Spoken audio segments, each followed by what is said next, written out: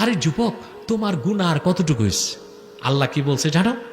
আল্লাহ বান্দার পক্ষে। শুধু ওসিলা খুঁজেন, বাহানা খুঁজেন। এত প্রিয় শখ বান্দাকে তিনি জ্বালাতে চান না জাহান্নামে। যুবকরা, আজকে তোমাদেরকে কোরআন শরীফের এখান থেকে একটা মেসেজ দিচ্ছি তোমাদেরকে। তোমরা এতদিন নামাজ পড়ো নাই, রোজা রাখো নাই, জেনা করছো, বেবিচার করছো, খারাপ কাজ করছো, নিরাশ হবার কিচ্ছু নাই। আল্লাহ তাআলা অপেক্ষায় আছেন কখন তুমি আত্মসমর্পণ করবা। সে আত্মসমর্পণ হচ্ছে তওবা। আত্মসমর্পণ কি?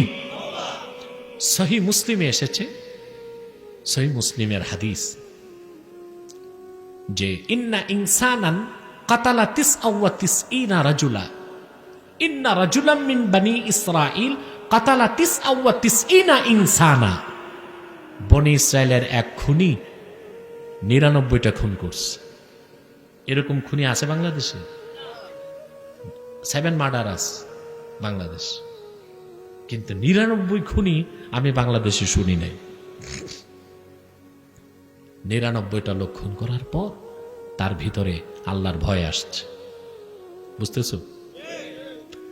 গেছে বনি ইসরায়েলের এক দরবেশের কাছে, বলে আমি ৯৯টা খুন করছি, আমার কি তওবা আছে? দরবেশ তো মাসালা জানা, দরবেশ মানে শুধু ইবাদত করে, এলেম নাই। না না না না, তোর মতো খুনির আবার কিসের তওবা? তরবারি বের করে কয় তার ৯৯টা থেকে লাভ কি, সেঞ্চুরি পুরা করি। দিছে দরবেশে কতল করে ১০০ খুন পুরা। এবার সে ভাবতেছে, না শুনছি আল্লাহ খুব দয়া করেন, দেখি তওবার কোনো ব্যবস্থা আছে কিনা। গেছে বনি ইসরায়েলের এক আলেমের কাছে, যে আলেম সাহেব ৯৯ খুন করছি, দরবেশের কাছে গেছি, আমার তওবা নাই, তারে কতল করে ১০০ পুরা হয়েছে, এখন তুমি ঠিক ঠিক কও আমার তওবা আছে কিনা। বনি ইসরায়েলের আলেম বললেন, আল্লাহর বান্দা, তুমি ভয় দেখাও আর যাই করো, যা সত্য তাই বলবো, তোমার মতো পাপীকেও আল্লাহ মাফ করে দিবেন যদি তুমি তওবার শর্ত পূরণ করতে পারো। সে বলল, আমি তওবার শর্ত পূরণ করতে প্রস্তুত আছি। বনি ইসরায়েলের আলেম বললেন, তাহলে তোমার প্রথম শর্ত, তুমি যাবতীয় গুনার কাজ ছেড়ে দিবা। ২, তুমি যে এলাকায় আছো এই এলাকা পরিত্যাগ করে ভালো মানুষের এলাকায় তোমাকে হিজরত করতে হবে। সে গুনাহ ছেড়ে দিল আর বাড়িঘর ছেড়ে নেককারদের এলাকায় রওনা দিল। রিয়াদুস সালিহিনে এসেছে, শিবরান, নেককারদের এলাকায় ঢুকতে ১ বিগত বাকি, এমন সময় মালাকুল মউত আসছে। মালাকুল মউতের আবার ফোর্স ২ রকম, বৎকারের রুহু নেয় একদল ব্যাটালিয়ন, নেককারের রুহু নেয় আরেক দল ব্যাটালিয়ন। ২ ব্যাটালিয়নে লাগছে না, পারাপারি না, ফেরেশতা পারাপারি করে না, মুখাসামা, তর্ক। কি লাগছে? তর্ক। বৎকারদের রুহুনে যে ব্যাটালিয়ন, তারা বলল যে লোকটা তো তওবা পুরা হয় নাই, ১ বিগত বাকি, রুহু আমরা নিব।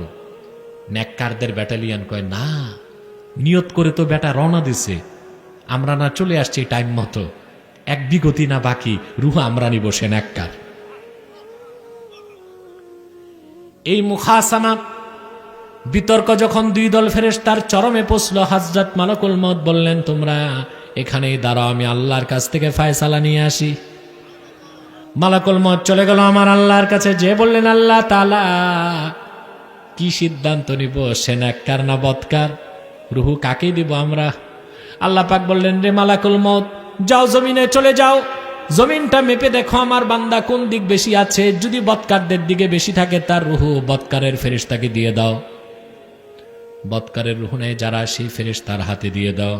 আর যদি নেককারদের এলাকায় বেশি এসে থাকে, নেককারদের রুহু নেয় যারা সেই ফেরেশতাদের কাছে, তার রুহু দিয়ে দাও।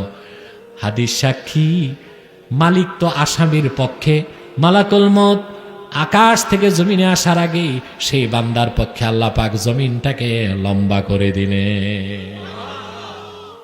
মালাকুল মউত এসে সার্ভে করে দেখে লোকটা নেককারদের এলাকায় বেশি চলে গেছে, সে নেককার হিসেবে দুনিয়া থেকে বিদায় নিল, আল্লাহর জান্নাত পেয়ে গেল। আল্লাহ বান্দার পক্ষে।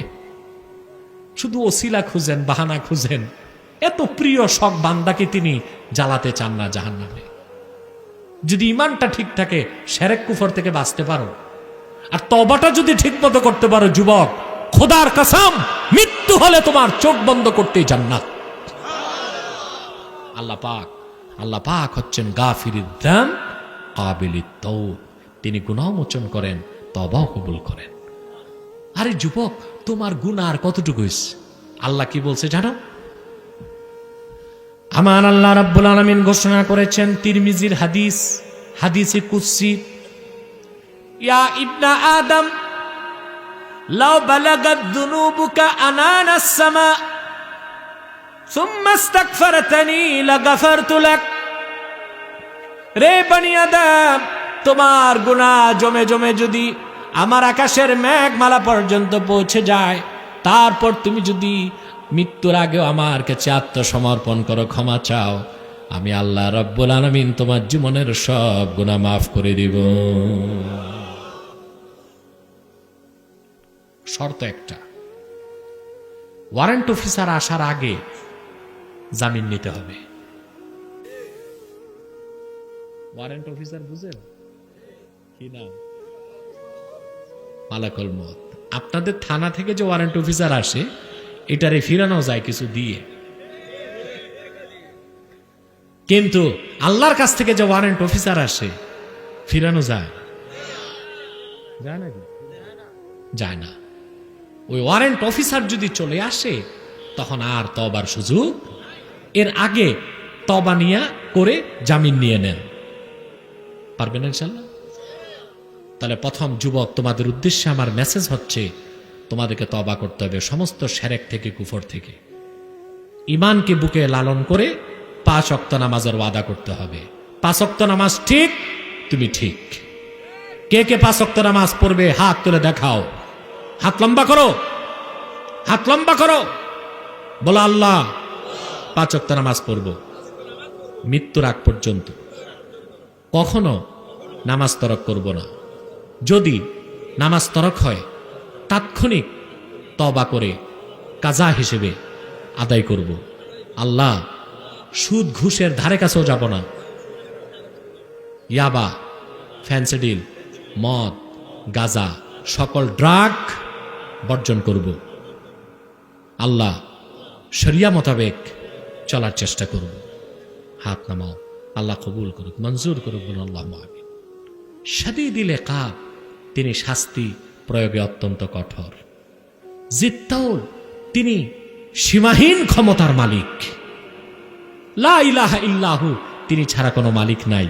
ইলাইহিল মাসির, মহান আল্লাহর কাছে আমাদের ফিরে যেতে হবে। সে বিশ্বাস আছে? ফিরে যাবার পুঁজি জোগাড় করছো? ঈমান, আমল, ঠিক আছে ইনশাআল্লাহ? আজকে এতটুকু কথা রইল। আল্লাহ কবুল করুক, মঞ্জুর করুক, বলুন আল্লাহুম্মা আমিন।